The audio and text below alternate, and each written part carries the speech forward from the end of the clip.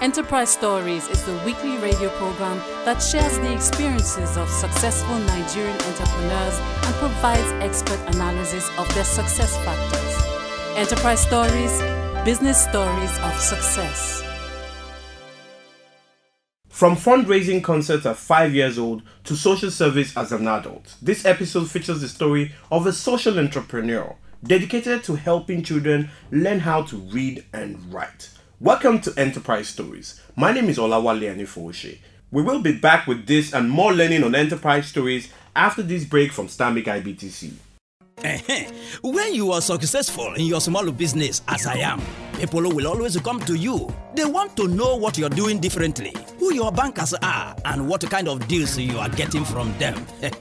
Well, I'm happy to enjoy all the benefits of the SME0COT account from Stanbic IBTC Bank.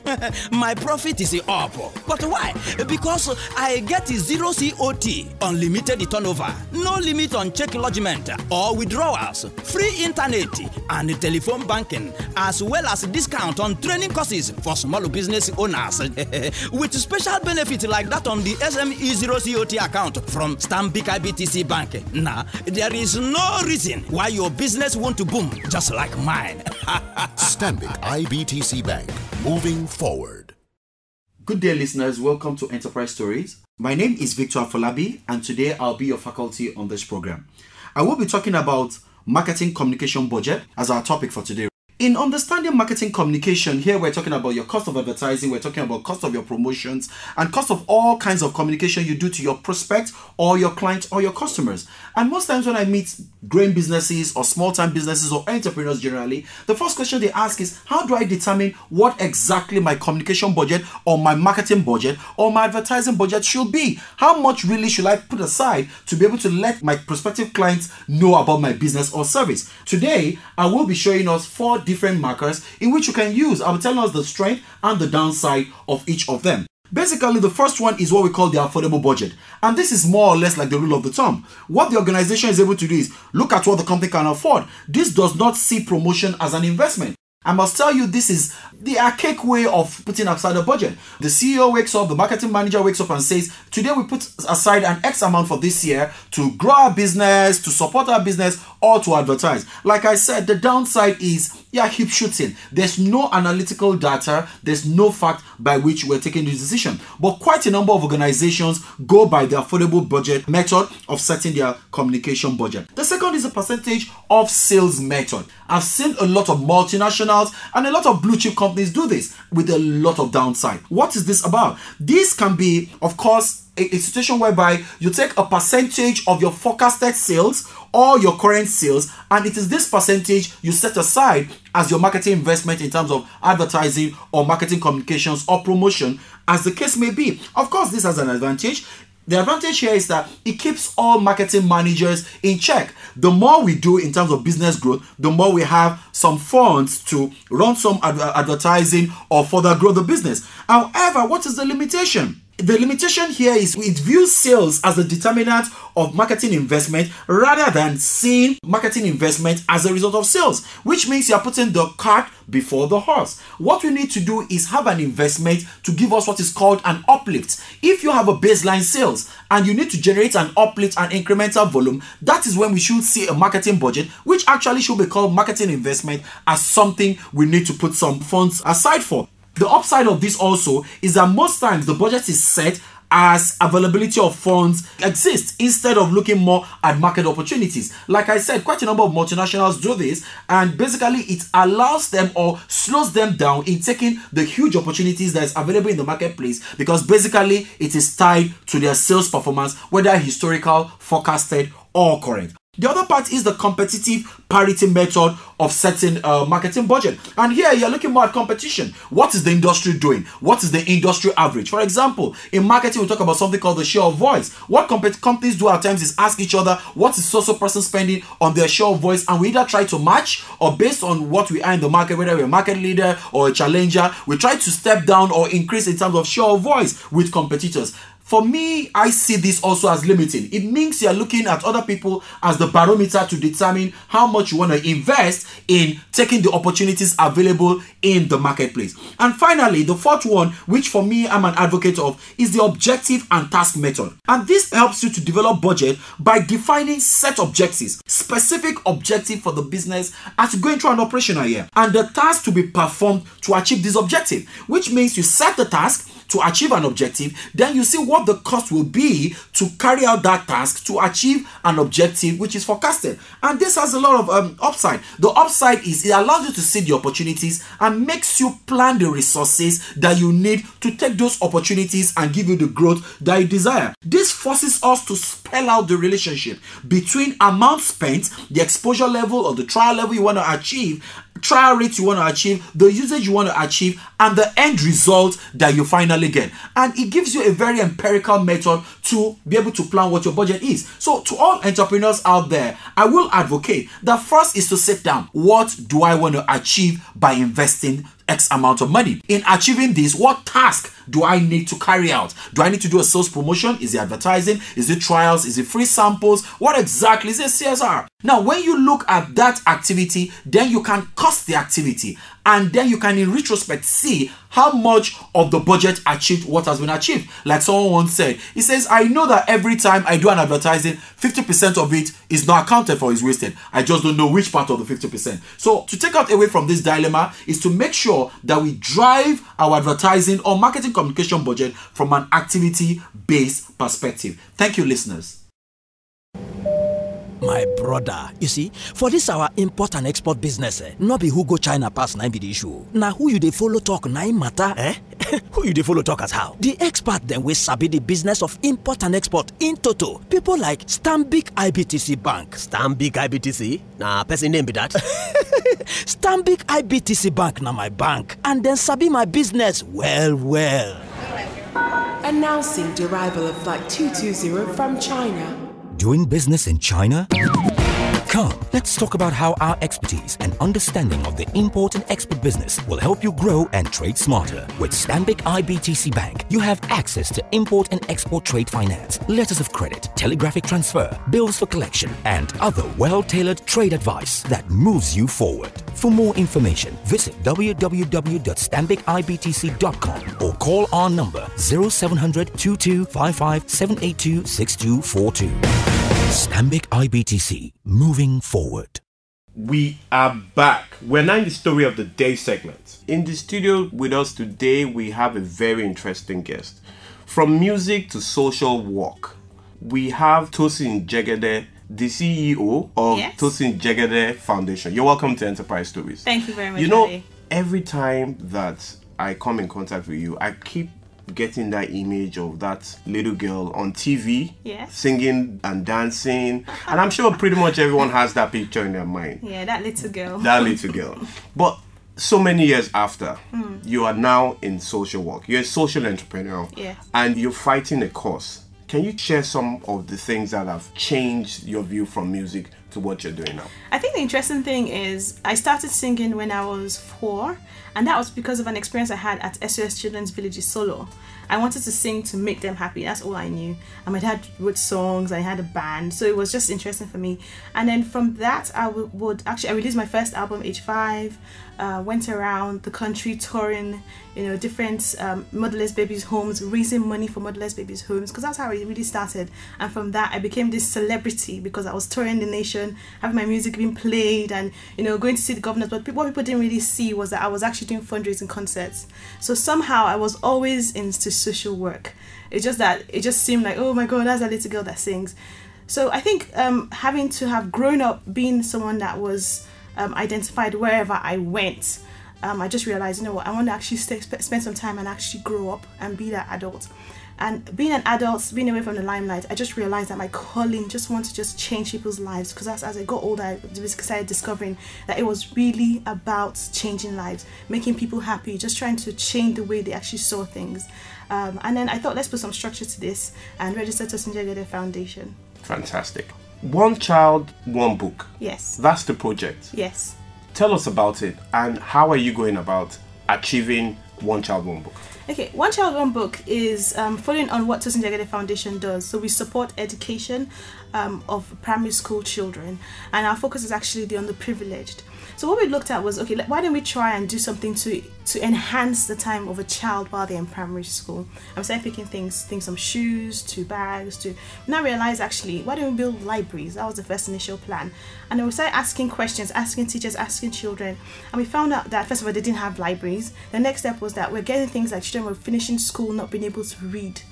We finishing primary school not being able to read, and we know that there are problems in secondary school. So what can we do? So the issue now stopped about being, let's give the libraries immediately, but let's provide books to aid reading ability. So One Child, One Book's goal is to provide a storybook to every child that cannot afford one. So our focus in our group is actually public schools, starting in Lagos State. So we started this project in 2011. The idea was actually to provide storybooks, which with as much as possible Nigerian heritage. So we could actually give them the books about Lola and Femi and Audu, as opposed to some foreign books. So that was really what we're gunning for. Then the interesting thing for us was that we found out that the Lagos State governor actually mandated reading periods for every child in public school. But when we're asking questions, they didn't have them because they didn't have the books. So this project actually is providing the resources that we can actually provide for the children in the classroom.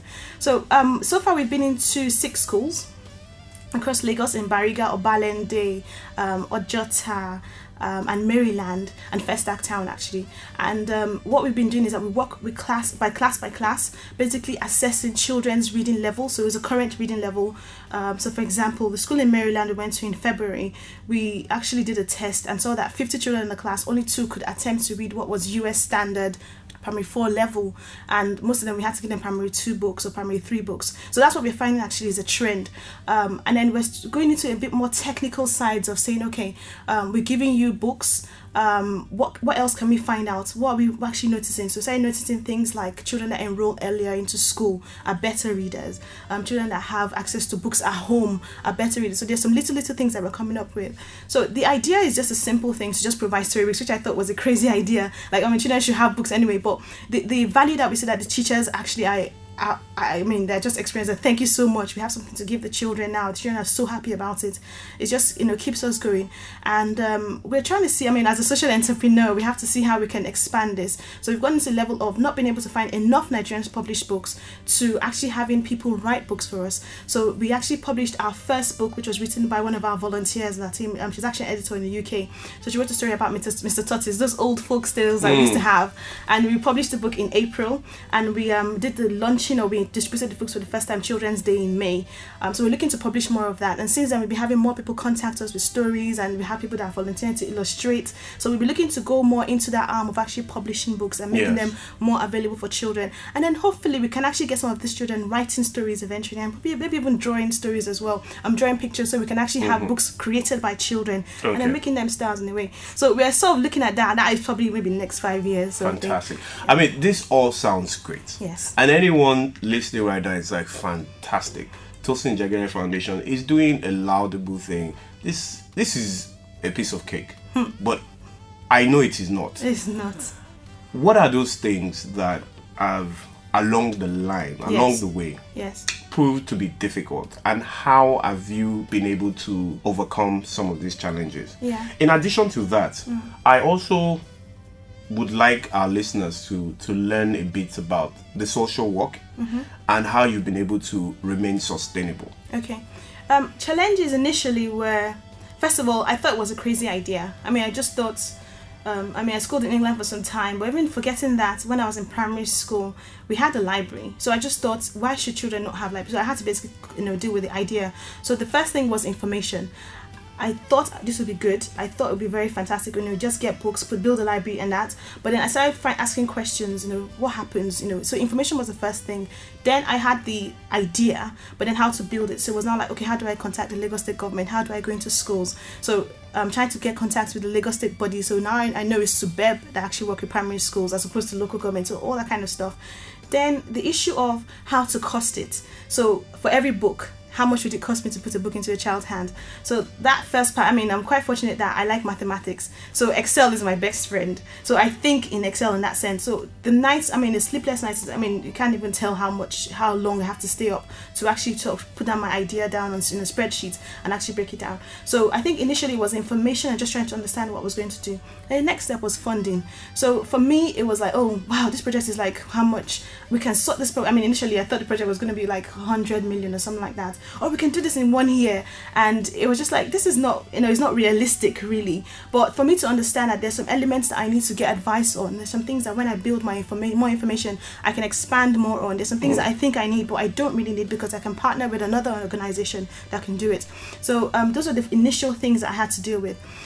Then I think after some time and just being able to share, I think that's another thing that helped me. I was able to share a lot. I just became very open. So people that were in the field, people that were working with children, just talk to them and say, okay, this is what I'm thinking of doing. What do you think? Or I go out and just try and just see, this is what I want to do. And then the head teacher will say, why don't you do this? Why don't you do that way? And it would develop more.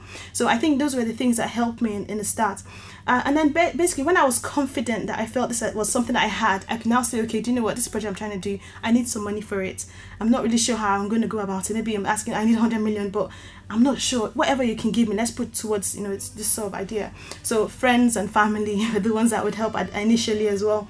So those were the things that, sort of in the early days. And I think another thing for me was, I mean, I've heard many times that young people, we overestimate how powerful we are if we can just slow down. And I think that's one thing I've really learned, because I really wanted to do everything in a year. I wanted to go to the 1,001 schools in Lagos State and give every child, 564,000 children in Lagos State, a book each in 1 year. It was possible. You can break it down, 4 days a day, 4 schools a day, I had it all on my spreadsheet, but realistically, it wasn't going to work because I needed the money, and I wanted to be able to test and make sure the children were using the books. So those sort of questions were the things that I had. So for me, I was actually just being able to just say, okay, do you know what, let me pace myself. Let me see how long it's going to take me to do this. Can I do this over 8 years? Can I do this over 10 years? I remember talking to Neka about it as well, and she was just like, let's just take some time on this. So those were my first problems that I had. Fortunately, with the timing and all of that, I was able to start costing it and know, okay, this is how much it's going to cost me for me to go and do one book, for me to actually go into one class, for me to go into one school. So I've been able to break all of that down. Going forward now, I'm still having to look at things I can actually, I'm having to partner with other organizations, I have to say. That's a major thing that I'm having to do now. I realize I cannot do everything by myself, and there's a lot of collaboration that we have on board. So that's one of the things I would really say that keeps me going. Another thing, actually, you're saying about sustainability. I would say, first of all, being able to pace myself. That's the first thing there. Because that, first of all, helped me so I wouldn't fall ill so often. That's one thing. Before you go ahead and talk about sustainability, I know that you were one of the lucky people that benefited from the Coca-Cola Africa Foundation sponsored program on social sector dialogue. Social sector management program. Actually, yes. Now, how has that program in itself enhanced your sustainability model? Okay, when I started, I knew I wanted to work in education. I knew that. But then I think the thing that, first of all, there was a particular course that we did, a particular model that we did that talked about vision, mission, goals, objectives. And that was something that I found really important for me. So just being able to understand, this is the bigger picture. This is what I'm going to do to get to that bigger picture. These are the goals I'm going to do to get to that thing that will get me to that bigger picture. So just understanding that you actually take steps. I think that's one of the things that I would actually say that helped me to be able to slow down in terms of that. Then there was something that we kept being told about being an entrepreneur. Is not just about working on a donation model alone. And that was something that just helped me to understand, okay, do you know what? I think in a sense it sort of changed my view from the entitled view to actually the view of, you know what, I need to provide a product that is worth something that someone would actually want to sign up for. So that was something that just helped me say, okay, let me just take my time. Before I can talk, let me just take my time and work on this. I think it was very important for me, definitely. I think another thing I would say that I really learned was, I was in a class of 30, the networks. So we could share stuff. Even till today, we're still bouncing ideas and bouncing words and what we think of each other. And that was something else that really helped me. So I'm going through something, we've learned something, and then we can sort of talk to each other and say, what do you think about this? What I'm trying to do. Then someone else can connect you to something that you're looking for. So if I'm looking for something in Suburb, I don't know somebody else might have already worked there. That's why don't you do this? So there's quite a few things together that sort of brought that scope for me. And I think for me, again, looking at the model that a lot of the social enterprises work on, where we're actually having to look at the business model. So I know that I cannot do everything immediately. Again, it's being able to slow down. I cannot start running a business selling books immediately. But how can I build up towards that? How can I look at being able to take the opportunities I'm being offered, but being able to pace myself? So I think that's really the thing that I've been able to benefit so much in terms of sustainability. For me, I think it's now a point of realizing that when I get a donation, when I get an amount that comes in, it's not to just keep me to get one thing done, but I have to understand, okay, do you know what? How do I break this down? How does an amount go towards the books? How much does this go into logistics? Does this go into savings? So I have to break it down in that way. And then when I'm looking for donors, not just in the sense of, okay, let me just give you this money and go, but how can I keep you involved? I've learned that money is important, but I need people. So people can help me raise more money, and people can help me to connect with more people. So those are the part of things I've actually learned. Now, if you're just tuning into Enterprise Stories, we've been talking with Tosin Jegede, the CEO of Tosin Jegede Foundation, and she has said a whole lot. And now she's going to sing for us.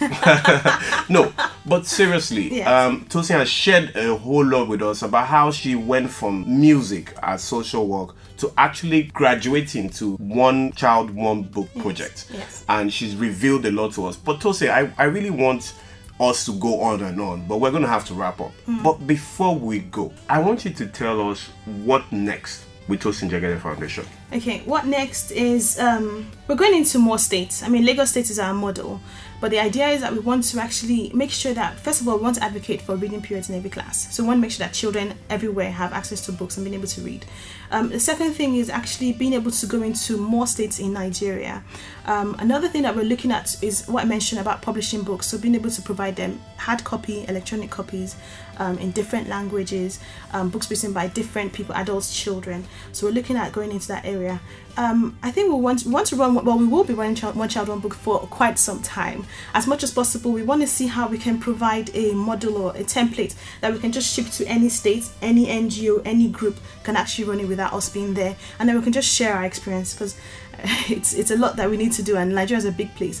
We've been getting some requests to come into some other countries as well, but we want to pace ourselves before we go there. If possible, we can just share the idea and let somebody else do that there. So those are the things that we're looking at in terms of One Child, One Book and Tosin Jegede Foundation. Fantastic. Thank you very much, Tosin, for coming to share your story with us today on Enterprise Stories. Listeners, we've come to the end of the story segment. We'll be right back after this music break. We'll be right back after this short break. Thank you. When you are successful in your small business, as I am, people will always come to you. They want to know what you're doing differently, who your bankers are, and what kind of deals you are getting from them. Well, I'm happy to enjoy all the benefits of the SME Zero COT account from Stanbic IBTC Bank. My profit is up. But why? Because I get zero COT, unlimited turnover, no limit on check lodgement or withdrawals, free internet and telephone banking, as well as discount on training courses for small business owners. With special benefits like that on the SME Zero COT account from Stanbic IBTC Bank. Now, there is no reason why your business won't boom just like mine. Stanbic IBTC Bank, moving forward. You're tuned in to Enterprise Stories, brought to you by Stanbic IBTC and Enterprise Development Center of the Pan-Atlantic University.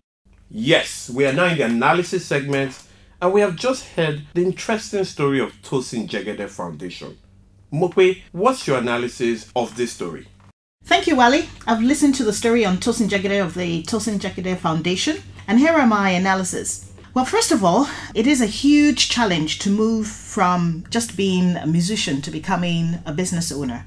And as she describes herself as a social entrepreneur, it has two main areas. You are concerned about the social impact of whatever you're doing, and you're also an entrepreneur in that you're actually running a business. And bringing both of these together sometimes might have its own challenges, but I think she's actually done pretty well.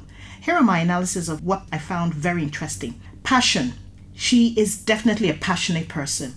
You need this main ingredient to be able to get your business off the ground, to move it away from just being a dream and a vision, and then having that right impact, and then also running it in a very structured manner.